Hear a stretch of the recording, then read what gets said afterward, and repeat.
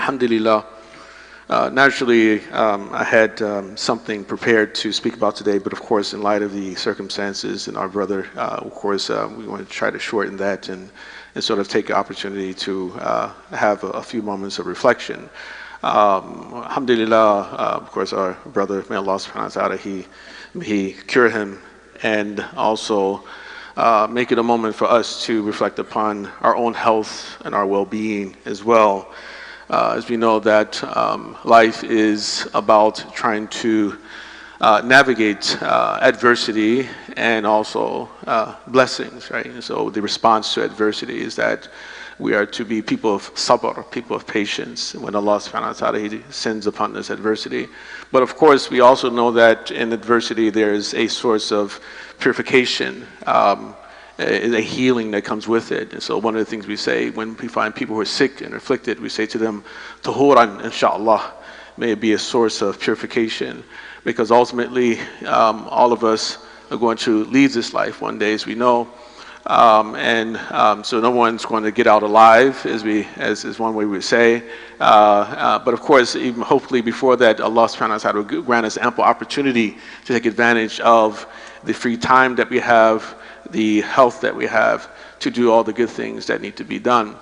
Originally, I wanted to speak about some matters related to unity, but I would like to say as well that fundamentally that Allah subhanahu wa ta'ala, He has taught us, as He's taught so many others, that of course we know that Islam itself, it's really spread through the good works of or that of the power of Muslim character.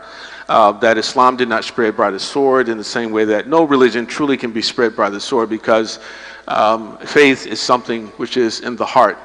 And Allah subhanahu wa ta'ala, He calls us to be unified upon the book of Allah, and also, of course, the sunnah of the Messenger alayhi salatu wasalam.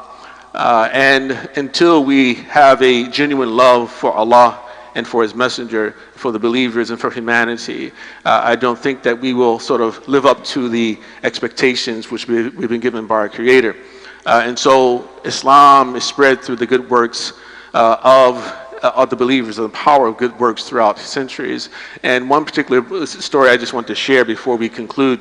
This is a particular story where during the reign of Umar ibn Khattab radiallahu anh, he had gathered a number of his companions, and he had asked them. They were in a room, and he asked them, tamanno, so make a wish. And pretty much each one of them said, I wish that I had wealth which was equal to the amount of space in this room, and I would take that wealth and I would give it in the way of Allah subhanahu wa ta'ala. But Umar, he responded to them, yeah, that's nice, but my wish was that we had more people in our community like Abu Ubaidah ibn Jarrah and Mu'adh ibn Jabal and Hudayfa ibn Yaman, the people who I can employ in the service of Islam. And so to demonstrate how great these men were, he for instance, he gave to Abu Ubaidah a certain amount of wealth, and he told his companions, watch to see what he does with it. And he gave a certain amount of wealth to Hudayfa. He said, watch to see what he does with it. Each one of them, they gave away everything that was given to them. And then Umar ibn Khattab, he responded to them, didn't I tell you? Didn't I tell you? In other words, what really means more than anything else is that we embody the teachings that have been given to us by Allah subhanahu wa ta'ala. There's no Islam without Muslims. There's no Islam without Muslims.